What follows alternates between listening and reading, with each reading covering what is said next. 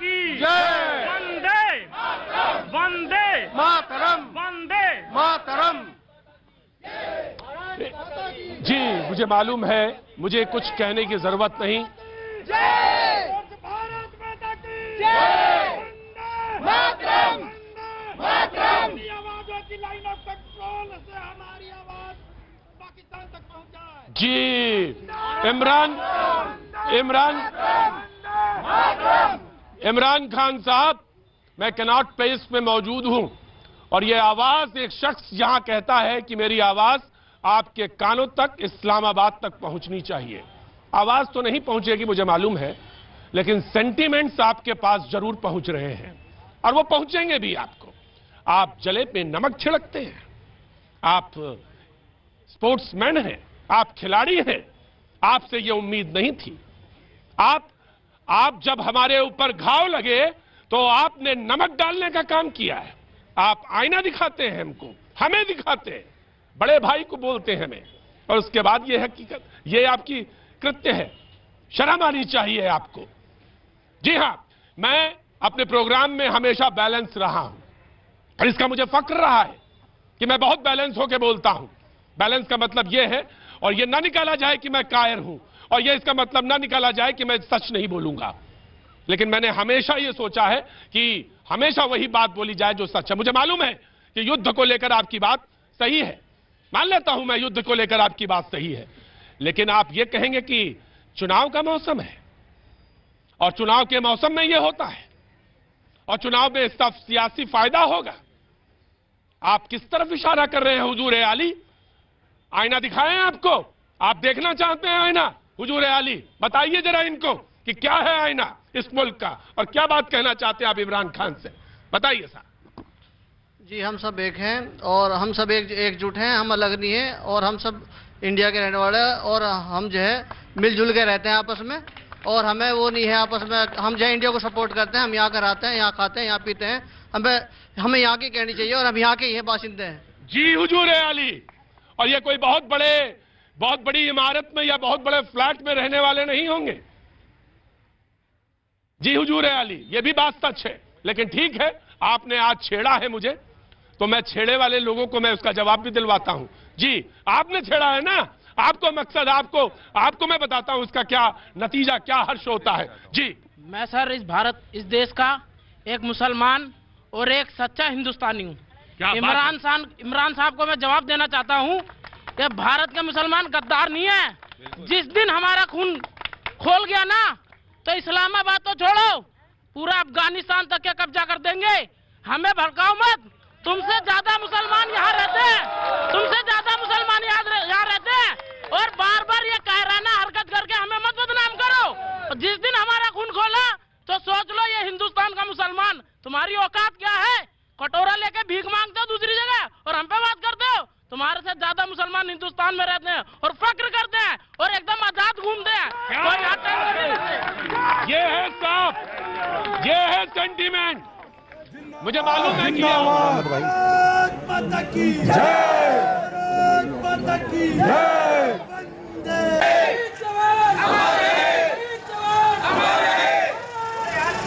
मुसलमान यहाँ रहते हैं हुजूर आली, आपके मुल्क में, मुल्क की संख्या नहीं है, जनसंख्या।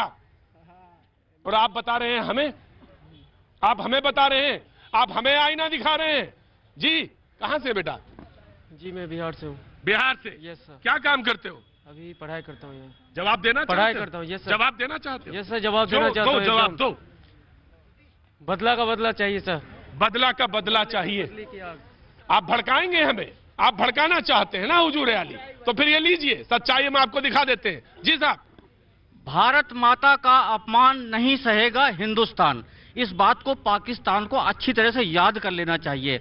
और मैं अपने हिंदुस्तान के लोगों से भी अपील करता हूं कि किसी के बहकावे में आके हिंदू मुसलमान का मुद्दा ना खड़ें, कश्मीरियत का मुद्दा ना करें। जो कश्मीर के बच्चे हमारे यहाँ पढ़ने आ रहे हैं उनको भगाएं नहीं, उनके इंस्टीट्यूशन से उनको भगाएं नहीं। और ये फरमान ना जाए, अभी पता चला कि कलकत्ता के एक डॉक्टर साहब से 22 साल से रह रहे हैं वो कलकत्ता में, कुछ लोग नारंगी रंग का पटका बांध के उनके यहाँ पहुंच गए और उनको धमकाया कि अभी ये देश छोड़ कर चले जाओ और कश्मीर जाओ अपने। ये ऐसी हरकतें मत करिए। ये पाकिस्तान चाहता है कि यहाँ ऐसी हरकतें होती रहे जिससे कि वो मजबूत बने। हम सब हिंदुस्तानियों का, मुसलमानों का और सारे देश के सभी धर्मों के लोगों का ये कर्तव्य है कि इस वक्त ये बोलें कि पाकिस्तान तुम्हारी औकात क्या है और तुम अपनी औकात के अंदर ही रहो। अगर हमसे भिड़ने की कोशिश की तो बर्बाद हो जाओगे। और 1947 में तुम्हारा हिस्सा हो गया था, अब की तुम्हारे बलूचिस्तान, सिंध और भी कई टुकड़े होने किस बात का जख्म है मुझे मालूम है। तुम्हारे पास जख्म का एक बड़ा कारण है कि तुम कहते हो बांग्लादेश उकसाते हो, फिर हमको उकसाते हो और इस मुल्क को उकसाते हो। कहते हो चुनाव का फसल है, चुनाव का मौसम है, फायदा उठा लोगे। शर्म आनी चाहिए। और आज का जो मुद्दा है, मेरा मुद्दा इसी से जुड़ा हुआ है, वो ये कि जवानों की शहादत को चुनावी साल और चुनावी फायदे से जोड़कर क्या इमरान खान ने बेशर्मी की सारी हदें पार कर दी हैं? ये सच है या झूठ? बिल्कुल सच है। कहां थे? हम बिहार से हैं जी हुजूर। ये इमरान खान का ये जो बयान है यह बिल्कुल विवादास्पद बयान है। उनको उसी देश के लोग जहां पे वो अभी हैं उसी देश के लोग उनको वहां पे सबक सिखावें, क्योंकि आतंकवाद का कोई जात नहीं होता है। जी ये आम नागरिक है, ये हिंदुस्तान का आम बाशिंदा है जो सड़क पे चलता है, वो ये सोच रखता है। और आप उससे मुतालबा करते हैं तो हुजूर आली तो रिस्पांस तो फिटेड आपको मिलेगा ही। तो आप वेट करिए, मैं दिलवाता हूं। सरफरोशी की तमन्ना आज हर भारतीय के दिल में है। दिखाएंगे इमरान और पाकिस्तान को कि हिंदुस्तान की बाजुलकातियों में दम कितना है। भारत माता की जय हो। भारत माता की। सीमाओं से जो घुसकर आते दहशत कायम करते हैं, इंडिया फिर भी खूब खिलेगा, हिम्मत वाले ही मरते हैं। दोस्तों, हम भी एक नई पार्टी का जो है गठन कर रहे हैं और उत्तराखंड से इस कार्यक्रम को जो है देखने आए हैं। और हमें पूर्ण विश्वास है कि एक दिन हम विश्व के अंदर सर्वश्रेष्ठ एक नंबर पर जो है काम करना चाहेंगे, अपने देश को, अपने समाज को, अपने इस जहां पर मैं खड़ा हूं इस दिल्ली के दिल पर, इसे जो है हमें एक दिन आगे बढ़ाना है। जज्बा है साहब, यह जज्बा है। इस जज्बे को देख लीजिए। और जो मैंने इस प्रोग्राम में अपना सवाल रखा वो मैंने आपके सामने रख दिया, लेकिन हमारे कुछ लोग यहां भी हैं जिनसे सवाल किया जाना चाहिए। महबूबा मुफ्ती वो कहती हैं, वो फरमाती हैं कि चुनावी साल तो है। और जो जी ऑफ कोर्स मैं आया भाई, मैं आया तुम बहुत देर से, काफी देर से बोल। इस बार बनारस संसदीय क्षेत्र से चुनाव लड़ने जा रहा हूं और अमेठी संसदीय क्षेत्र। आप कहीं से भी चुनाव लड़के, लेकिन मुद्दे पे आइए, बोलिए। मुद्दा यह है कि हमारे देश में यह जो टेरर अटैक लोग कहते हैं, ये टेरर अटैक नहीं है, ये पॉलिटिकल अटैक है, ये चुनावी स्टंट है। नहीं, ये सही बात है। देखिए, ये मैं नहीं चाह रहा था कि इस तरह की कोई बात हो जब हमारे मुल्क के सामने। रुको, बैठिए। इस तरह की बात करके पब्लिक को ना भड़काएं। हम ये भारत के ऊपर लोग प्रहार कर रहे हैं। आप जैसे छिपे गद्दार जो हैं वो इस तरह के माहौल को खराब कर रहे हैं। देखिए, आज जो इमरान खान ने बात कही है, आप यकीन माने। रुको, खड़े रहो, तुम खड़े रहो यहाँ पे, मैं आता हूँ जी। देखिए, आज इमरान खान के ऊपर जो गुस्सा आपका है, जो यहाँ पब्लिक खड़ी है, मैं उसमें आगे बात को जोड़ते हुए ये कहूंगा कि इमरान खान जो अपने आप को उदारवादी नेता बनता था, उदारवादी क्योंकि वो स्पोर्ट्समैन था, स्पोर्ट्स से वो इमरान पे तो कह लिया जी, महबूबा पे कौन कहेगा? महबूबा पे भी आता हूं। देखिए, मैं किसी भी पॉलिटिकल आदमी को आज छोड़ने नहीं जा रहा हूं। अगर किसी ने भी भारत के ऊपर अपनी आंख को गलत तरीके से देखा, उसे बर्दाश्त नहीं किया जाएगा, चाहे महबूबा हो चाहे इमरान हो। इमरान को यह समझना चाहिए, 3 बार युद्ध में हराया है हमने उनको। अगर उनको राजनीतिक पाकिस्तान का पूरा इतिहास नहीं मालूम है, अभी प्रधानमंत्री फौज के मदद से वो नहीं। महबूबा साहब कहती हैं कि उन्हें एक चांस दिया जाना चाहिए। मैं आता हूं। गलत कहती हैं महबूबा, बिल्कुल गलत कहती हैं। वो वही बात कह रही हैं जो हिंदुस्तान के छुपे हुए कुछ गद्दार भारत के ऊपर अटैक करते हैं, वाक्य युद्ध कर रहे हैं। जो सोशल मीडिया के 2 बड़े प्लेटफॉर्म हैं, जो सोशल मीडिया के 2 बड़े प्लेटफॉर्म हैं, आप उस पर अगर चले जाएं तो इस वक्त हिंदुस्तान का जो माहौल है आप यकीन नहीं करेंगे, आपको लगेगा कि हर जिले में दंगा हो सकता है, हर जिले में दुश्मन। ऐसा संभव नहीं है, ऐसा नहीं है, संभव नहीं है। भारत की जी सेना, जी, भारत की सरकार मजबूत है। ऑफकोर्स यासिर, यहाँ खड़े हुए लोगों का आप गुस्सा और आक्रोश देख रहे हैं, जिस तरह हमारे जवानों की शहादत हो रही है, उस पे हर हिंदुस्तानी का खून खौलेगा। क्योंकि आज हम खड़े होके यहाँ जो खड़े हैं ना, वो अपने जवानों के बल पे खड़े हैं। अगर हमारे जवान सीमा पर अपनी जानों की आहुति देकर हमारी सुरक्षा ना करें, तो हम में का कोई शख्स भी यहाँ पे खड़ा होने के काबिल नहीं। लेकिन जनाब अली, आज महबूबा की बात में मजम्मत होनी चाहिए। बिल्कुल होगी सर, अभी तो शुरुआत की है, सुनी तो लीजिए। देखिए, इंसान के ऊपर उसके माहौल का असर पड़ता है। इमरान साहब ने क्यों ऐसा, इमरान खान साहब ने ये स्टेटमेंट क्यों दिया, मैं आ रहा हूं उस पर। क्योंकि वहां पे चुनावी रैलियों में बम ब्लास्ट हो रहा है। आम इंसानों को चुनावी रैली में जाता है, बम फूट जाते हैं। अरे चुनावी रैली तो छोड़िए सर, वहां की मस्जिदें भी महफूज नहीं है, मस्जिदों में भी बम फूट जाते हैं। वहां पर बच्चे और मासूम औरतें सब मर रहे हैं वहां पर। तो वो उसी माहौल में खड़े होकर स्टेटमेंट दे दी उन्होंने। तो ये तो उनकी काबिल मजम्मत है, इसकी जितना निंदा की जाए कम है। कि उनकी पहली बात, हमारे दाखिली यानी इंटरनल मामलात में बोलने का कोई हक नहीं है। और दूसरी सबसे बड़ी चीज, जो दूसरों के लिए गड्ढा खोदता है ना, वो खुद अपने उसमें गिरता है। पहले उसने आतंकवाद को पनपा था इसलिए कि हिंदुस्तान के खिलाफ इस्तेमाल करे। आज वो खुद एक फेल स्टेट हो चुका है। एक सेकंड, आ रहा हूं है। और अभी तक गोल गोल बातें हो रही हैं। महबूबा पे कोई बात नहीं करने को तैयार है, जो इसलिए तैयार नहीं है कि उन्हें फिर वही वोट बैंक दिखाई देता है। हिंदुस्तान के हर नागरिक पे आज उसके कलेजे पे वार किया है। 40 और 44 हमारे सेना के जवान नहीं मारे गए हैं। पूरे भारत के ऊपर ये मार पड़ी है। पूछिए जो गद्दार छिपे हुए हैं, उनसे कब बदला लिया जाएगा। उन गद्दारों के खिलाफ कोई ना कोई कार्रवाई होनी चाहिए। जब भी कार्रवाई की बात होती है, इन जैसे मैं नाम नहीं ले रहा हूं, लेकिन वही स्पेशल मोमबत्ती गैंग जो इंडिया गेट वाली है, वो सामने आती है। जब सेना के जवानों को पत्थर मारते हैं, तो इसी जंतर मंतर पे, इसी इंडिया गेट पे वो लोग बाहर निकल आते हैं। लेकिन मैंने कल भी कहा था और आज भी कह रहा हूं कि जब कल एक जवान अनाउंस कर रहा था कि आप अपने घरों में लौट जाएं, आपकी जान आपसे ज्यादा हमें प्यारी है, यानी सरकार को, पुलिस को प्यारी है, लेकिन वही पत्थरबाज आतंकवादी बनके जब जवानों को गोली मार देते हैं, जवानों को हलाक कर देते हैं, तो यहां छुपे हुए कुछ बुद्धिजीवी इंडिया गेट और जंतर मंतर पे कैंडल लेके निकलते हैं। उनके खिलाफ आखिर कब कार्रवाई होगी? देखिए, इतना गमज़दा माहौल है इस वक्त, हर कोई दुखी है। उसी महबूबा मुफ्ती साहिबा के साथ सरकार बनाने वाली कौन सी पार्टी थी? 3.5 साल जिन्होंने सरकार चलाई, 2016 से पूरा 2016 से उसी महबूबा मुफ्ती ने कांग्रेस, सुनिए, मैं आपके बीच में नहीं बोल रहा था, मैं आपके बीच में नहीं बोल रहा था। सुनिए, तो उन्होंने बड़े संजीदा इंसान है, बड़े संजीदा है यासिर, बहुत संजीदा आदमी है। बोलने दो, let him speak Yasir, let him speak.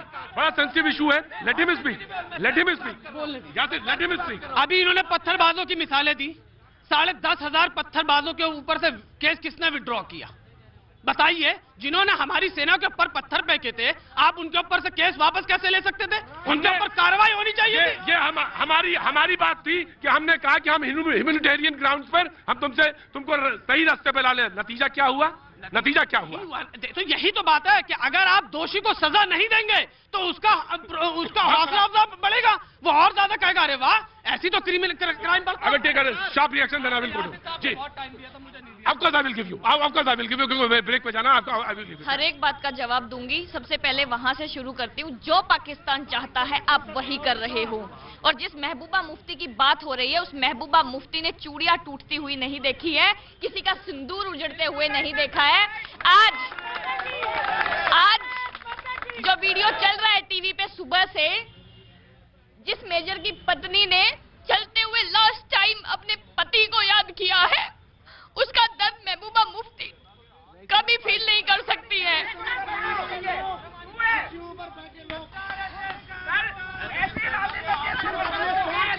नहीं, कोई नहीं। ये मुल्क पाकिस्तान नहीं है, ये मुल्क हिंदुस्तान है। ये हिंदुस्तान है। तुम्हें कहने की आजादी है, तुम्हें कहने की आजादी है, लेकिन एक बात ध्यान रखना, एक बात ध्यान रखना, यह जबान मिली है लेकिन दिमाग इसके ऊपर होता है। नाम रहेगा जब तक सूरज चांद रहेगा, मेरे देश का नाम रहेगा। जी, जब तक सूरज चांद रहेगा मेरे देश का नाम रहेगा। ये जो तमाम सारे लोग जो फुटपाथ पर आज मौजूद है हमारे साथ, रोज होते हैं, इनके ये सेंटिमेंट्स हैं हुजूर आली, जिसको छेड़ने की कोशिश किसी और ने नहीं, पाकिस्तान के प्रधानमंत्री इमरान खान ने की। कहा कि चुनावी मौसम है, इसका फायदा होगा। पता नहीं वो किस फायदे की बात कर रहे हैं और किस तरह की बात और किस जहन से वो बात कर रहे हैं। ये छेड़ने वाली बात दो मुल्कों के बीच कतई नहीं होनी चाहिए, लेकिन अगर आपने ये की है तो जवाब भी आपको लेना चाहिए और जवाब आपको सुनना चाहिए और इतनी हिम्मत रखनी चाहिए। मैं फराई साहब, मैं आता हूं आपके पास। जी, क्या नाम है साहब? विश्वजीत बर्मन, कलकत्ते से। जी बर्मन साहब, मैं इमरान साहब को यही बताना चाहता हूं, इमरान जी आपने पंगे हमारे से लिए हुए हैं ना। 20 करोड़ की आबादी आपके पास है ना, हमारे पास 150 करोड़ की है।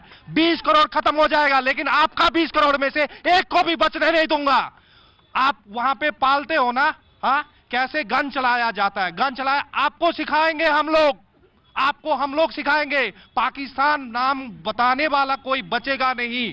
जी, जब आप सेंटीमेंट छेड़ते हो तो ये है, मुझे मालूम है, मुझे बिल्कुल मालूम है, मुझे बिल्कुल मालूम है कि युद्ध रास्ता नहीं और युद्ध की विभीषिका क्या होती मुझे बहुत अच्छी तरह से पता है, मैं जानता हूं। लेकिन तुम छेड़ने से बाज नहीं आते, तो ये सवाल और ये जवाब सुनने के लिए तैयार रहो। क्या नाम है बेटा? जी दीपक। जी दीपक, मैं आ रहा हूं बेटा। इमरान साहब को 2 बातें मैं बता देना चाहता हूं बहुत अच्छे से कि इस देश का मुसलमान क्या होता है। मुसलमान का मतलब क्या है? मुसलमान का मतलब मुसल्ला में ईमान, मतलब जो किसी भी कीमत पर अपने ईमान से न डिगे, वो होता है मुसलमान। और वो भारतीय मुसलमान है, लेकिन इमरान खान साहब जैसा व्यक्ति जो अपने पैरों पे नहीं खड़ा हो सकता है बिना किसी के वैसाखी के, वो कह रहा है कि भारत में हिंदुस्तान और मुस्लिम और हिंदू हो रहा है। दूसरी बात ये, जब सर्जिकल स्ट्राइक्स हुई थी तो हमारे यहाँ के कमांडोज को एक क्लियर इंस्ट्रक्शन था कि जब कोई व्यक्ति, हालांकि वो आतंकवादी है, लेकिन अगर वो नमाज अदा कर रहा हो तो उसको गोली ना मारें। ये हिंदुस्तान में मुसलमानों के बारे में ख्याल है, इमरान खान के यहाँ नहीं है ये चीज। वो हर किसी को अपने फायदे के लिए रैप अप करके भेज देता है, जा बेटा फट जा, तुझे जन्नत मिलेगी। कहां तक किसको जन्नत दे रहा है? ये किसको दे रहा है वो जन्नत? ये हिंदुस्तान का टॉलरेंस है, संस्कृति है जो उनको बचा के रखा है, वरना वो अब तक खत्म हो चुकी है। जी हाँ, जब आप जी ये हमारे मुल्क का नौजवान है जो ये सोचता है, और आप जब पगले और जो दिमाग से अधूरे लोगों को जमात जो इकट्ठा करते हैं, आप, मुझे कहने में बिल्कुल खौफ नहीं हुजूर आली, जो आपने जमात इकट्ठा कर रखी है उसी का नतीजा है जो पाकिस्तान में आप भुगत रहे। Now I come straight to Radhika. जी प्रतीक जी, मेरे पास शब्द नहीं है। पहले वो 40 जवानों के परिवारों के लिए, कल के 5 जवानों के परिवारों के लिए, और किसी के पास भी कोई शब्द नहीं रह गए, क्योंकि सवाल उठ रहे हैं। और आज आपका जो डिबेट का टॉपिक है कि देश पूछे सवाल, बिल्कुल देश सवाल पूछेगा, क्योंकि हमारे संविधान के अनुसार इस सरकार की जिम्मेदारी, जो भी सरकार हो, वो अपनी जिम्मेदारी से बच नहीं सकती। और सरकार से आप सवाल पूछिए, इसकी इजाजत है। सरकार की जिम्मेदारी होती है अपने नागरिकों की रक्षा करना, और उस नागरिक में हमारे सैनिक भी आते हैं और उनके परिवार भी आते हैं। सवाल बिल्कुल उठेंगे जब 17 से ज्यादा अटैक हमारे ही आर्मी के इंस्टॉलेशंस पे होंगे, क्योंकि वही है जो हम, जिनकी वजह से हम चैन की नींद सोते हैं, वो खड़े होते हैं वहां पे बॉर्डर पे। तो हम आज यहाँ पे बैठ के डिबेट करते हैं, लेकिन उन्हीं की सिक्योरिटी में चूक होती है। इतना बड़ा हमला हुआ। चलिए अब हम उस पे आते हैं, इमरान खान पर। इमरान खान ने जो आज बोला, उस पे उनको ये समझ नहीं आ रहा है, क्योंकि उनका देश बंटा हुआ है। वो एक ऐसे देश के प्रधानमंत्री है जहां पे उनकी गाड़ी बेची गई है उनका देश चलाने के लिए। क्या बात है, घर के क्या बात है, इसमें तो मुझे जरा क्लैप करने दीजिए। गधे बेच के उनकी आर्थिक व्यवस्था ठीक होने का दावा कर रहे हैं। प्रधानमंत्री की गाड़ी बेची गई है, उन्हीं के घर के अंदर एक यूनिवर्सिटी बनाई गई है ताकि पैसे लाया जा सके। अब पैसे तो उनको मिलते हैं, वो जो अपना कटोरा लिए लिए फिरते हैं, कल ही सऊदी अरेबिया ने भी उनको दिया पैसा। वो पैसा वो कहाँ इस्तेमाल करते हैं? वो सारा पैसा अपने देश के आगे ले जाने की जगह, जो हमने देखा नतीजा, और वो आतंकवाद जिसको वो पाल रहे हैं, जिस शाम को वो दूध पिला रहे हैं, उन्हीं के वहां पे नन्हे बच्चों की जान ले रहा है। तो वहां की जनता वो कहते हैं कि सबूत दीजिए, यही तो सबूत है कि आपको अपने प्रधानमंत्री की गाड़ी बेचनी पड़ रही है देश चलाने के लिए, और आप हमसे सबूत मांग रहे हैं। आपको जो इतना अरबों रुपया पैसा मिल रहा है वो जा कहाँ रहा है? वो यही जा रहा है हमारे सैनिकों को मारने के लिए। और वो सोचते हैं कि हमारा देश बटा हुआ है, कोई वहां से आवाज दे रहा है, कोई कुछ कर रहा है, और हम लोग अगर लड़ेंगे। पर उनको ये बात सुनाई नहीं दी क्या कि हमारी सरकार हो, उसके साथ पूरा ऑपोजिशन खड़ा है, कंधे से कंधा मिला के कि आप एक्शन लीजिए, पर आपको एक्शन लेना पड़ेगा। और हम एक डेमोक्रेसी में रहते हैं, और डेमोक्रेसी की खूबसूरती क्या होती है, जमहूरियत की खूबसूरती ये होती है कि जो सरकार है उससे सवाल पूछा जाए ताकि वो अपना काम दुरुस्त करे। बिल्कुल। और अगर वो काम नहीं करेगी तो सवाल पूछेंगे, सवाल पूछे जाएंगे कि आपने इतना बड़ा सिक्योरिटी लैप्स क्यों होने दिया, क्यों 17 इतने बड़े हमले हुए कश्मीर में। आप देखेंगे 400 से 80 जवान से ज्यादा लोग घायल मरे हैं, 280 से ज्यादा सिविलियन मरे हैं, पर तब भी ये सरकार चुप बैठी है। एक के बदले 10 साल का वादा था, यही 44 के सर ला के वापस हमें दे दीजिए। एक बार ये भी कह दीजिए कि महबूबा मुफ्ती ने आज जो इमरान खान का समर्थन किया है, आप उसकी भर्त्सना करते हो? कह दीजिए। मैं बिल्कुल करती हूँ। और ये भी बता दीजिए कि जिस बाप बेटी की सरकार को आपने पानी पी पी के गाली बकी थी, आप लोगों ने उसके साथ अभी सरकार क्यों बनाई? आपने क्यों ऐसा किया? क्यों इस देश की जनता की पीठ पर थोड़ा भोंका? आप जानते थे कि वो क्या करते थे। अब आप माफी मांगिए, यहाँ खड़ी गई हुई एक एक जनता से आपने उसके साथ सरकार क्यों बनाई? आज आप बिल्कुल सच्चाई का साथ देने के मूड में है, तो ये भी कह दीजिए कि जो पत्थरबाज छोड़े गए थे, दोबारा अगर पत्थरबाजी होती है तो चौराहे पे खड़े करके गोली मारनी चाहिए। कह दीजिए एक बार ये बात भी। आप इसका भी जवाब दीजिए कि आपकी सुनिए हर चीज का जवाब देना चाहिए। सरकार में ये है, ये इस बात का भी जवाब दे कि आसिया अंद्राबी को इन्होंने बेटी बचाओ का ब्रांड एम्बेसडर क्यों बनाया? क्यों? बिल्कुल सही है, मैं अभी खबर दिखाऊंगी। मैं आज बहुत अच्छी बात कर रही है राधिका ने आज मैं इमरान खान को आपके माध्यम से आप मैसेज पहुंचाए कि भारत ये है, ये हमारी सबसे बड़ी विपक्ष के दल की नेता है, ये हमारे सरकार चलाने वाले दल की नेता हैं, और खड़े होके हम जब भारत के ऊपर कोई प्रहार करता है इमरान खान, तो ये पूरा हिंदुस्तान जो 1.25 अरब का है वो एक हो जाएगा, एक रहता है और एक है।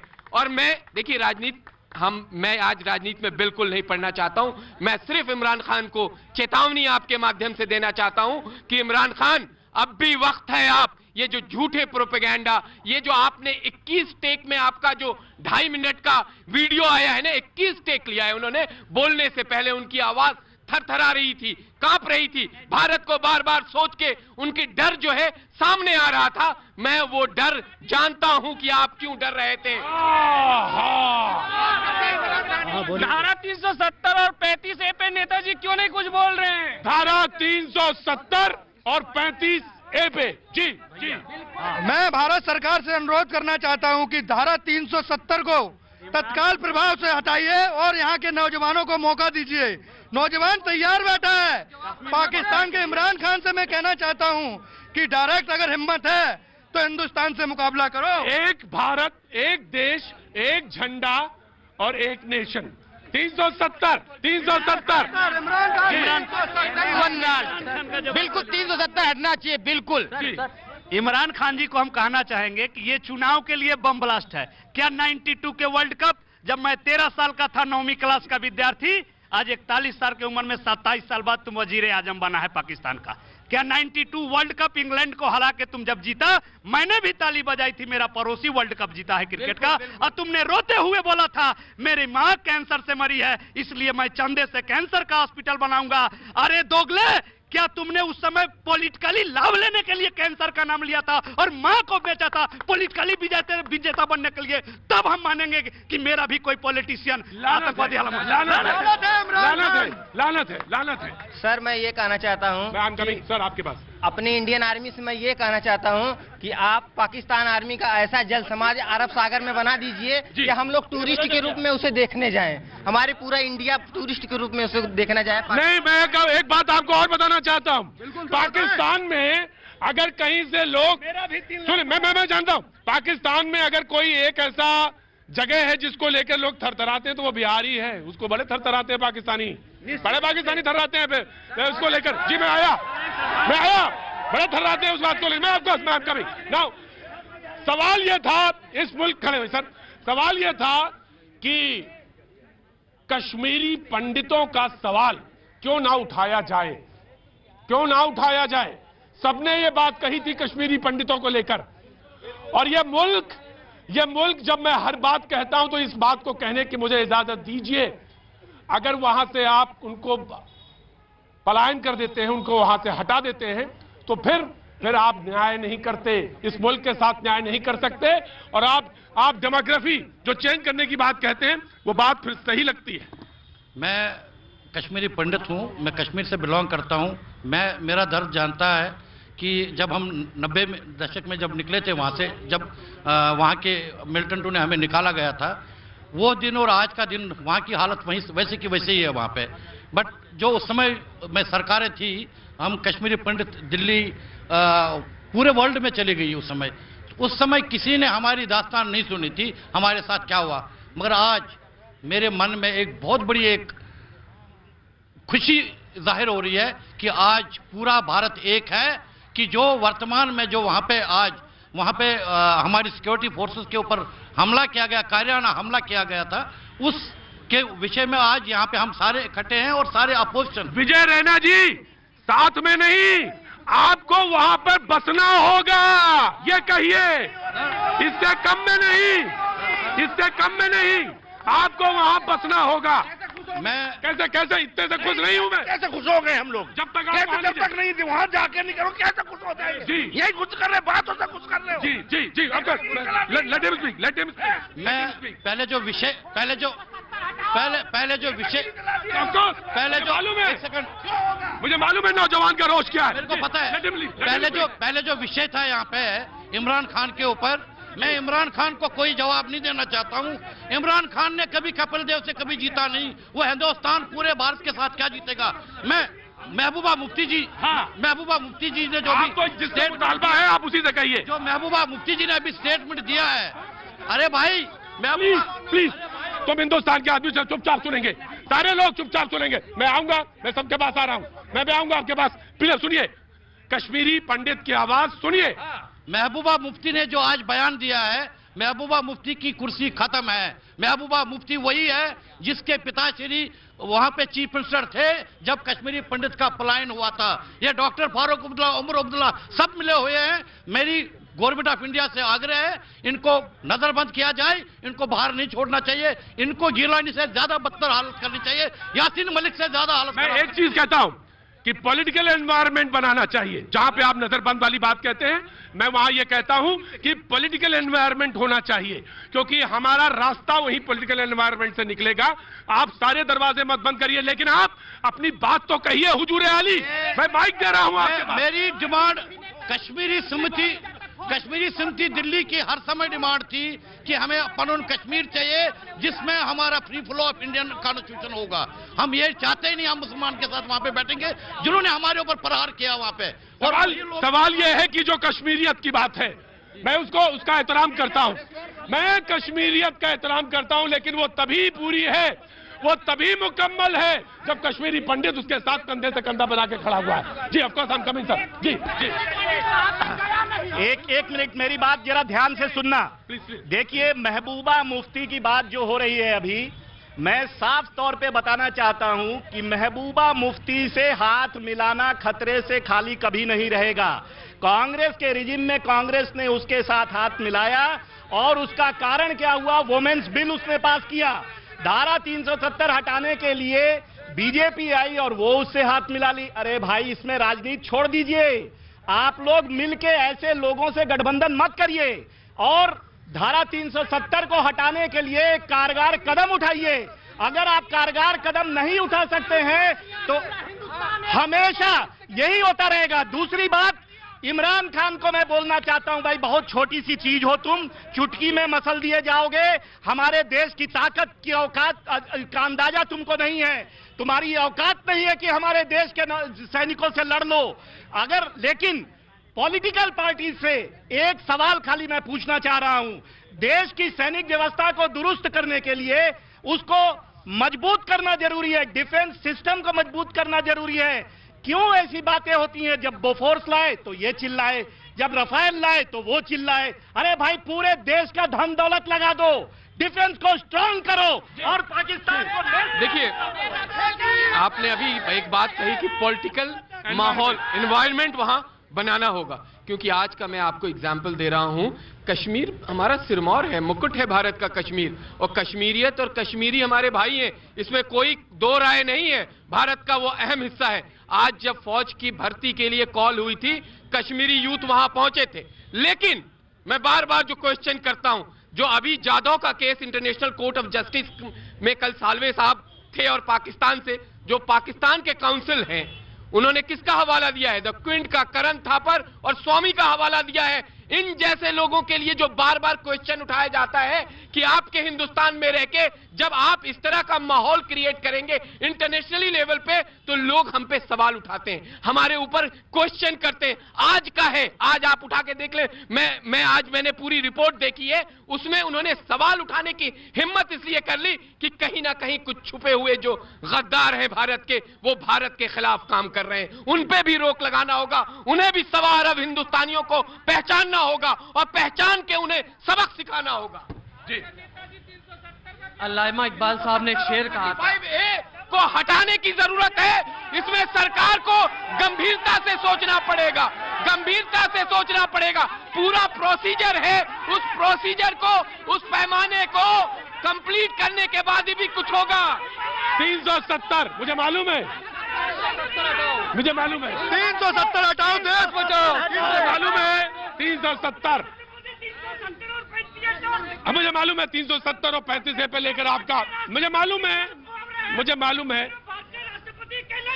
ऑफ कोर्स मुझे मालूम है आपका रोष है, और इस बात को लेकर आप बार बार कहते हैं 370 हटाइए। जी, कुछ बात है कि हस्ती मिटती नहीं हमारी, सदियों रहा है दुश्मन दौरे जमा हमारा। ये हमारी खूबसूरती है। देखिए, पाकिस्तान के पेट में दर्द क्यों हो रहा है? उसके पेट में दर्द इसलिए हो रहा है कि वहां एक ही मजहब है, एक ही जबान है, एक ही लोग हैं, और तब भी आपस में लड़ रहे हैं, मर रहे हैं। यहाँ हिंदुस्तान में इतनी भाषाएं हैं, इतने धर्म के मानने वाले लोग हैं, इतनी संस्कृतियां हैं, इतनी तहजीबें हैं, और उसके बावजूद सब हंस मिल के एक दूसरे के साथ सेलिब्रेट कर रहे हैं फेस्टिवल को। वो इस समाज के ताने बाने को तोड़ना चाहते हैं। वो चाहते हैं कि ये जो एक हिंदुस्तान के अंदर तमाम मजहब के लोग एक साथ मिलजुल कर रह रहे हैं, इसको किस तरह से तोड़ा जाए। क्योंकि हम तो रह नहीं पाए, तो अब वो कहते हैं ना कि मेरी पूंछ कट गई तो मैं इसकी भी काट दूं। तो ये हाल हो रहा है इस वक्त कश्मीर का और पाकिस्तान का। देखिए, कश्मीर का एक मिनट मैं आ रहा हूं बेटा, मैं आ रहा हूं सर, मैं आ रहा हूं। ऐसे नहीं आप प्लीज डिसिप्लिन होकर खड़े होंगे तो मैं आऊंगा आपके पास। जी, कश्मीर हिंदुस्तान का था, है और हमेशा रहेगा। हिंदुस्तान कभी नहीं दे सकता कश्मीर को। उसकी बहुत बड़ी वजह तो एक ये है कि वो हमारा मुकुट है, और एक वो है जिस दिन कश्मीर अलग हुआ उसी दिन पंजाब से आवाज आने लगेगी कि खालिस्तान हमारे को चाहिए। उसी दिन नागालैंड से आवाज आने लगेगी कि हमें अलग बोडोलैंड चाहिए। ये रीजन भी नहीं है। सवाल ये है कि वो मेरे मुल्क का भूभाग है, मैं कैसे दे दूं? बिल्कुल, मैं वही बता रहा हूं कि किसी हाल में नहीं। तभी तो हिंदुस्तान की आधी सेना कश्मीर में डिप्लॉयड है कि हम नहीं दे सकते वो किसी भी हाल में। सारा मुद्दा आज अभी का जो सबसे बर्निंग मुद्दा है वो है कि इमरान खान ने कहा है कि हमारे यहाँ पे चुनाव है इसलिए ये सब हो रहा है। क्यों वो ऐसा सवाल पूछ पाए? ये क्या किसी ने सोचा? ऑपोजिशन जब सरकार के साथ खड़ा है, पूरा देश एक आवाज में बोल रहा है, फिर भी उन्होंने जाके एक वीडियो रिलीज किया और ऐसा सवाल पूछा। और वो क्यों पूछा? क्योंकि हमने उनको ऐसा सवाल पूछने दिया। जब प्रधानमंत्री जी जाते हैं आज काशी में, बाबा विश्वनाथ जी के आगे हाथ जोड़ते हैं, पूजा करके कहते हैं कि मैं सैनिकों का बदला लूंगा। कैसे बदला लेंगे जब आप ही के नेता बल्ले बल्ले कर रहे होंगे? जब शहादत होगी रात को, दिल्ली के उनके अध्यक्ष बल्ले बल्ले कर रहे थे ना। आपके राष्ट्रीय अध्यक्ष पानी पी पी के ऑपोजिशन को गाली दे रहे थे, बोल रहे थे मैं राम मंदिर बनाऊंगा, तब भी आप बांट रहे थे हिंदू मुसलमान के नाम पे। और उसके बाद प्रधानमंत्री जी अभी भी जाके चुनावी भाषण करें। अरे बताइए ना, क्या करेंगे? कब आप करेंगे? कुछ नहीं हो रहा। सवाल ये है, ये देश की जनता जानना चाहती है, हम जानना चाहते हैं, कब आप पाकिस्तान पे ऐसी कार्रवाई करेंगे कि वो आपके ऊपर आंखें नहीं उठाएगा? तुम्हें जवाब दोगी? सर, विपिन कुमार, नई दिल्ली का निवासी हूं। मैं कश्मीर बॉर्डर पंजाब का मेरा जन्म है। मैं एक ही संदेश देना चाहता हूं, देश है पुकारती है मां भारती, खून से दिल करेंगे गोलियों से आरती। सर, हमें अभी जात पात धर्म संप्रदाय की बात नहीं करना चाहिए। मरने वाले सभी शहीद किसी जाति धर्म के नहीं थे, भारत माँ की संतान थे। हमें लाल बहादुर शास्त्री का टाइम याद आता है जिस समय हमारे पास कुछ भी नहीं था। हम अमेरिका के सड़े हुए गेहूं खाने को विवश थे। हम एक टाइम खाया मैंने, एक टाइम खा के वैसा गुदरी का लाल चाहिए, ना कि ये गद्दार नेता चाहिए। फौज में खुली छूट देनी चाहिए। हम पाकिस्तान को फतेह कर लेंगे। इन चंद गद्दार नेताओं को मुजरा गाने के लिए सड़क पर छोड़ देना चाहिए, लाना चाहिए। अभी हमारे पार्टी के दोनों पार्टी। एक मिनट दया क्या कर रहे हैं आप जी? प्लीज प्लीज प्लीज प्लीज बाबूजी डिसिप्लिन होइए नेताजी डिसिप्लिन जी। अभी हमारे पार्टी के प्रवक्ता जो है महोदय कह रहे थे कि आपने मुफ्ती के साथ सरकार क्यों बनाई, आपने अब्दुल्ला के साथ सरकार क्यों बनाई, जबकि इनको इस विषय पर चर्चा न करके इस विषय पर चर्चा करना चाहिए कि अगर चाइना जैसा देश जो तिब्बत देश पर अटैक करके पूरे देश को अगर ले सकता है तो हम अपने देश के ऑक्युपाइड कश्मीर को क्यों नहीं ले सकते हैं। अगर नरेंद्र मोदी जो है इस समय छूट दिए हैं अपने देश के आर्मी को कि तुम लोग जो चाहे अपने मन से कार्रवाई करो, ये छूट हमेशा होनी चाहिए। और जम्मू कश्मीर के अंदर जो भी व्यक्ति अगर वो चाहे पत्थरबाजी करता हो, चाहे आर्मी के साथ कोई भी छेड़छाड़ करता हो, ये बिल्कुल बर्दाश्त नहीं किया जाना चाहिए। और सर मैं आ रहा हूँ of course sir I am coming जी। एक सवाल पूछा गया है। एक मिनट प्लीज मैं आ रहा हूँ ऐसे नहीं नो मैं आ रहा हूँ। जवाब मैं आऊंगा। मैं कह दिया, मैंने देख लिया तुम्हें कोले में खड़े हो जी। एक सवाल पूछा गया है शहीदों की चिताओं के ऊपर खड़े होकर राजनीति करते हुए कि इमरान खान की ये हिम्मत कैसे हुई कि वो हमसे सवाल पूछे कि इलेक्शन आ रहे हैं। उसके साथ साथ उन्होंने एक लाइन और कही है कि हिंदुस्तान में इलेक्शन आ रहे हैं, वो जरूर कुछ बड़ा प्लान कर रहे होंगे। इस डर की वजह से उन्होंने ये वीडियो क्लिप निकाला है। और मैं ये भी कहना चाहूंगी कि क्यों पूछा इमरान खान ने ये सवाल। इसलिए पूछा कि 26/11 के आरोपी को जेल में बैठा के बिरयानी खिलाई गई थी। जब प्रेशर बना, जब इलेक्शन सीट पे खड़े थे, तब उनको फांसी दी गई थी। अगर उस वक्त से आज तक आपने सेना को लगातार मजबूत करने का काम किया गया होता तो आज ये हालात नहीं होते। और इस बात का भी आप लोगों के सामने नहीं बता सकते हैं, टीवी पे नहीं दिखा सकती सरकार की इस बात का जवाब कैसे दिया जाएगा, लेकिन आप लोगों का भरोसा कायम रहेगा और मुंह तोड़ जवाब देगी सरकार। बहुत खूब आपने 26/11 याद दिलाया। आपको वो दिन भी याद होगा जब गुजरात के मुख्यमंत्री भागे मुंबई गए थे इस चीज को पॉलिटिसाइज करने, जब हमारे सैनिक लड़ाई लड़ रहे थे लोगों को बचाने के लिए। उसके अगले दिन पूरे विश्व ने वो खूनी ऐड देखा था जो राजनीति करी गई थी। पूरे दुनिया ने देखा कि आप लोगों ने किस तरीके से इस देश की भावनाओं के साथ खेला। और मैं फिर बोल रही हूँ, 1971 में इंदिरा जी ने पाकिस्तान की छाती पे पैर रखा था और कहा था पाकिस्तान सुधर जाओ, और उस देश के 2 टुकड़े किए थे, विश्व का भूगोल बदला था। हम आज आपसे उम्मीद करते हैं करिए कुछ, हम आपके साथ खड़े, पर करके दिखाइए। कब करेंगे? आप सर्जिकल स्ट्राइक के बारे में सब चर्चा कर सकते हैं, क्या करने वाले, हर चीज की एडवर्टाइजमेंट दे सकते हैं, लेकिन आपके शहीद सैनिक रोज शहीद हो रहे हैं, रोज किसी की माँ इस डिप्रेशन में मर रही है। प्रतीक जी, आज एक वीडियो सामने आया जिस शहीद को हमने आज जिनका चिता आज जलिए, जिनकी बीवी का आया, उनकी माँ आज हार्ट अटैक से मर गई क्योंकि वो देख नहीं पाई कि क्या हो रहा है। ऐसे कितनी माएँ हैं, और भी माएँ हमारे घर में, हमारी माँ से खाना भी नहीं खाया गया उस दिन क्योंकि ये चीजें हैं। 71 तक पाकिस्तान के अंदर तो घुस गए थे, लेकिन ये भी बता दीजिए ना कि कश्मीर किसकी देन है? नेहरू की देन है ना। नेहरू ने अपने राजनीतिक हितों को साधने के लिए कश्मीर को छोड़ा होता और ना आज हमारे सामने कश्मीर समस्या बन के खड़ा होता। हमारे सिर के मुकुट पर जिस दावेदारी से पाकिस्तान अपनी दावेदारी ठोकता है अपना सीना चौड़ा करके, वो कांग्रेस की ही देन है। अभी एक मिनट, अभी मेरी बहन ने बोला था कि इमरान खान ने आज ऐसा सवाल क्यों खड़ा किया है। इसलिए खड़ा किया है जब हिंदुस्तान में जेएनयू, दिल्ली शहर में ही जेएनयू है, वहाँ पे जब जेएनयू में जब राइट्स हुए थे, जब कन्हैया का वहाँ पे जब उनको अरेस्ट किया गया था, तब कौन गया था उनके साथ? यही कांग्रेस के नेता थे, यही अरविंद केजरीवाल था। तब कौन गया था? यही थे ना में जब स्टूडेंट्स आंदोलन कर रहे। दूसरी बात जब अभी वर्तमान में वहाँ पे मुफ्ती सईद की सरकार, महबूबा मुफ्ती ने अकार्ड किया था बीजेपी के साथ, बीजेपी और उनकी साझा सरकार चल रही थी, जब उन्होंने वापस ले लिया ये समर्थन वापस लिया बीजेपी ने, कांग्रेस ने और नेशनल कांग्रेस में 5 मिनट में उनके साथ समर्थन दे दिया। किस बेस पे दिया? तब वो बीजेपी गलत था और कांग्रेस ठीक था या नेशनल कांग्रेस? मैं राजनीति पे नहीं जाना चाहता क्योंकि ये मौका राजनीति का नहीं है। सर, दूसरी सर्जिकल स्ट्राइक नहीं, अब की बार पाकिस्तान बर्बाद करना है जी। और अभी खून चाहिए। अभी हमने कहा कि राम मंदिर नहीं बनना चाहिए। इस समय मुद्दा राम मंदिर की नहीं है, इस समय मुद्दा देश की है युद्ध की बात है। भारतवादी इतने हैं, उनके ऊपर मुंह देंगे तब खत्म हो जाएगा। नेताजी से हम ये पूछना चाहते हैं जो 370 और 35A को आप समर्थन कर रहे हैं अभी के समय में कि नहीं, और आप अपने परिवार से कब फौज में भेज रहे हैं इजराइल की तरह? इजराइल में जैसे प्रधानमंत्री सर इमरान खान का जो बयान है वो बहुत ही दुर्भाग्यपूर्ण है और इमरान खान की नींद 6 दिन बाद खुली। किसी पाकिस्तान का प्रधानमंत्री 6 दिन बाद जागता है? उस देश में हमारे हिंदुस्तान के 42-44 शहीद होते हैं, तब वो पाकिस्तान का आदमी जानता है, मूर्खवत्ता वाली बातें करता है। जी मुझे मालूम पाकिस्तान की तो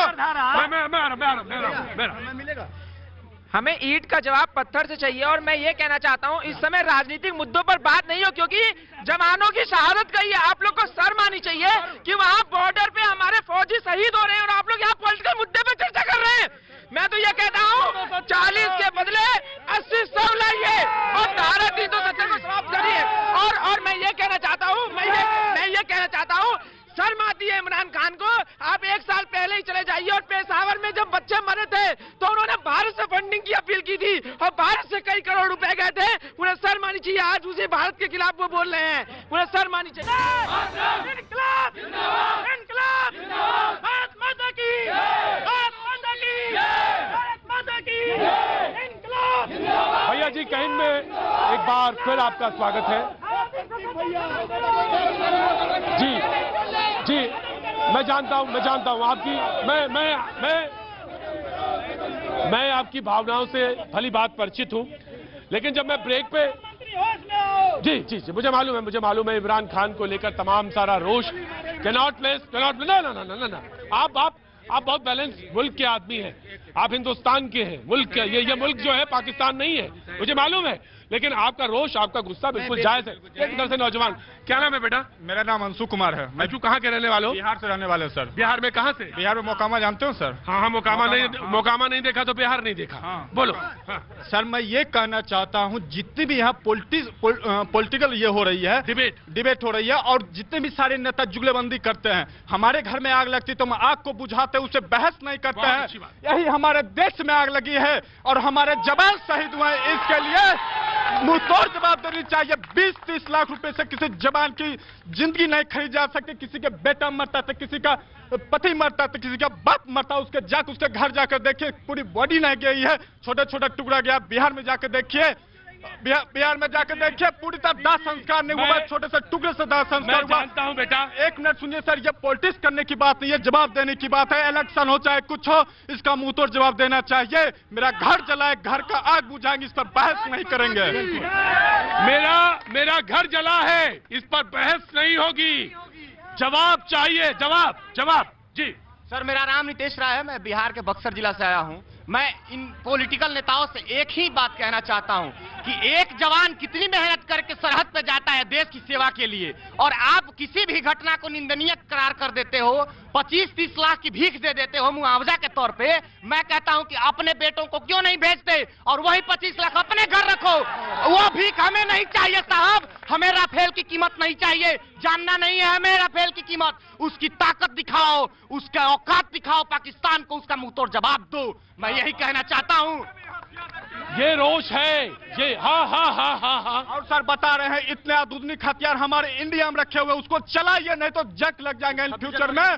सिर्फ 26 जनवरी को दिखाने लायक नहीं, हमारे देश में हमारे वीर सपूत ऐसे जिसको चलाएंगे, मुंह तो जवाब देंगे। मैं इस विषय पे तकनीकी रूप से जाना चाहूंगा। 1947 में उस समय जब इस देश को आजादी मिल रही थी तो भारत के last governor general lady Bharat के प्लीज मैं आ रहा ये सब बोलते हैं बोलेंगे जी मैं आता हूँ बेटा, आता हूँ जी। भाई बोल रहे हैं कि जय हिंद, सब जोर से बोल रहे हैं, हम भी बोलते थे भारत माता की जय, और बोलने में क्या जा रहा है इसके? बोलिए, आप बोलिए भारत माता की बोलेंगे, बोलिए जय जय, और जोर से बुलवा लो आप, भारत माता की जय। आप सुनिए नहीं, अपनी ताकत पर संदेह मत करो नौजवान, ये मेरी ताकत है, इस पर संदेह मत करो। देखिए, ये जो रोष है, ये जो आक्रोश है, इसको सही पॉजिटिव एनर्जी में हमें इस्तेमाल करना चाहिए, भारत के निर्माण में इस्तेमाल करना चाहिए। हमारे को अपने देश को एक ग्रेट नेशन बनाने के लिए कोशिश। भाई साहब सुन भी लें, आप सुन भी लें। देखिए प्रॉब्लम ये है कि पाकिस्तान के तो अपने टुकड़े हो चुके हैं, वो चाहता भारत के भी टुकड़े करना, वो इसलिए ऐसी नापाक हरकतें कर रहा है। देखिए मैं एक बात रुको।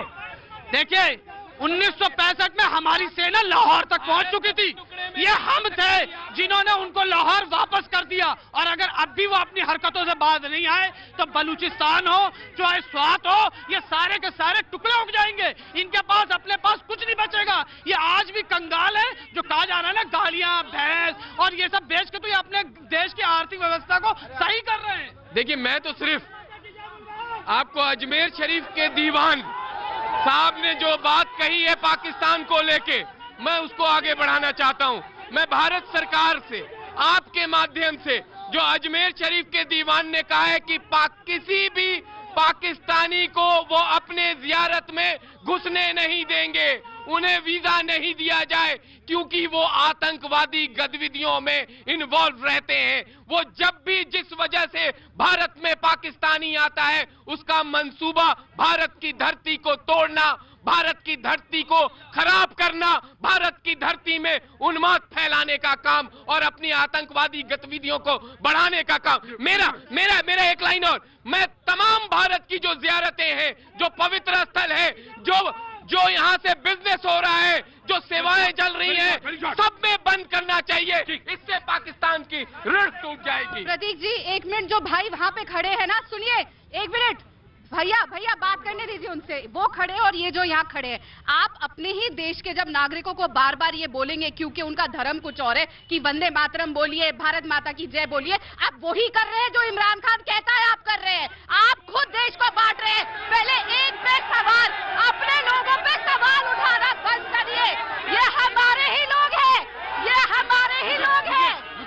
आज मुझे 1 मिनट प्रतीक जी, 1 मिनट, आज सच में 1 मिनट नहीं, आज मुझे सच में आपत्ति है प्रतीक जी, और आज मैं दुखी हूँ, और आज मैं बोल रही हूँ प्रतीक जी, अगर ऐसा माहौल है, मैं दोबारा कौन सी दोयम दर्जे की राजनीति कर रही है ये मेरी बहन की, इनको ये लगता है कि वंदे मातरम और भारत माता की जय बोलने से धर्म अलग हो जाते हैं, तो देश की यूनिटी क्या रही?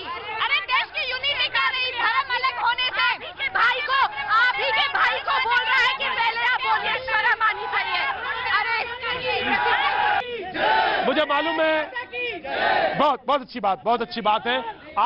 आज हमने शो जब शुरू किया था तो कुछ जवाब देने थे, और वो आपके तमाम सारे जवाबों से जाहिर हो चुका है। जिसको जवाब था देना था वो उसको जवाब मिला। अब सवाल ये है कि हमारी ताकत पे तो मत संदेह करिए, कम से कम ये बात पाकिस्तान के लिए भी है और ये बात हमारे लिए भी है कि हमारी ताकत क्या है ये आप जानते हैं। उस ताकत को कमजोर करने की कोशिश मत करिए। इस मुल्क को इस समय सबसे ज्यादा ताकत की जरूरत है। हम आप सब खड़े होकर दिखाएं कि हम अच्छे नागरिक हैं, हम अच्छे नागरिक, और उसका एक ही तरीका है कि जब हम कहते हैं कि भारत माता की, तो एक ही आवाज निकलती है, जय। हम वही हैं, यही मुल्क है हमारा और यही हमारी ताकत है। लेकिन आप क्या कह रहे थे जब आपने बोला सवाल? मैं आपसे जानना चाहता हूं, क्या कह रहे थे आप? मैं ये कह रहा था कि हमारे राजनेता लोग डिबेट में पड़े हुए हैं, अपने बेटा को भेजे बॉर्डर पर, अपने चुनाव लड़ना छोड़ दे कांग्रेस भाजपा, एक बार मौका दो भारत को लड़ने का, भारत का लोग लड़े। 370 धारा का क्या रीजन है? अगर वहां की जनता को लाभ पहुंचाना है तो वहां का जनता पत्थरबाज की इतनी चिंता है सरकार को, उसको शिफ्ट कर दो दूसरे जगह। ये हमारे फखरुद्दीन साहब हैं। मेरा नाम फखरुद्दीन अली है, मैं बिहार से ही हूँ। जी शुक्रिया साहब। भारत माता की जय, भारत माता की जब कश्मीर हमारा हिस्सा है, मैं कोई पॉलिटिशियन नहीं हूं, लेकिन जब कश्मीर जब मेरा हिस्सा है तो 370 वहां पे है जो दिक्कत कर रही है, और उनको हम बासमती चावल 3 रुपया 4 रुपया किलो दे रहे हैं। क्यों दे रहे हैं? क्या बात है? ये सबसे बड़ी बात है कि इस पे सोचने की जरूरत है। उनका हाथ हमेशा पीला रहता है। हल्दी भी हम दूसरे देश से हिस्सों से निकाल करके उनको बहुत कम पैसे में देते हैं। मैं इस बात की इसलिए कहना चाहता हूं क्योंकि उस मुल्क, वो जो मेरे मुल्क का हिस्सा है, वो हमारा माथा है, हमारा फक्र है कश्मीर, इसलिए हम देते हैं। मैं ये फक्र महसूस कर रहा हूं, लेकिन हमें भी वहां पे मौका मिलना चाहिए कि हम भी जाकर के वहां पे बच सकें, और जिनको अगर परेशानी वहां पे है तो वहां पे भी सही करें। और अभी जो देश में जो है हालात है, वहां पे हम्मुराबी सिद्धांत लागू होना चाहिए, टीट फॉर टैट, जैसे को तैसे। ये फखरुद्दीन साहब हैं। एक बार और भी बोलना चाहता हूं कि चूंकि मेरी पहुंच बहुत आगे नहीं है, लेकिन मैं माननीय प्रधानमंत्री, आज आपकी आवाज पूरा मुल्क सुनेगा। आप बोलिए। माननीय प्रधानमंत्री महोदय से मैं बोलना चाहता हूं कि जब यहाँ का शक्तिशाली देश 24 घंटे के अंदर में जवाब दे सकता है, और आप अपने आप को कहते हैं कि इतनी शक्तिशाली हैं, तो फिर आपने 48 घंटे के अंदर में उसका जवाब क्यों नहीं दिया? अगर 50 उन्होंने मारा है तो 500 को क्यों नहीं आपने मारा है? और जब तक आपने ऐसा काम नहीं किया तो ये आवाम जो चलते फिरते आज हम लोग यहाँ पे इकट्ठा हुए हैं, ये आपसे भी जवाब पूछेगा। अगर आप चुनावी मुद्दा को अपना देश समझते हैं, अगर चुनावी मुद्दा को अगर आप अपना मुद्दा समझना चाहते हैं, तो मैं ये आपसे विनती करता हूं, हाथ जोड़ करके प्रार्थना करता हूं कि जब भी कोई प्रधानमंत्री इस देश में बनेगा, कोई हिंदुस्तानी होगा, इसकी फिक्र आप छोड़ दीजिए। जो अभी सामने है उसको जवाब दीजिए, और टीट फॉर टैट, अगर उसने हमारा हाथ काटा है हम उसका दोनों हाथ काटेंगे। मेरा एक सर काटा है, हम 50 सर काटेंगे। ये हमारी पहल होनी चाहिए और इस पे करना चाहिए। हम यहाँ पे अपने सदस्यों से भी आग्रह करना चाहते हैं, जो लोग, तुम्हें मालूम है फखरुद्दीन साहब है, मुझे मालूम है तमाम सारे लोगों को बोलना है, लेकिन आज इतना, कल हम यहीं से फिर से शुरू करेंगे। आज अभी बस्तर पे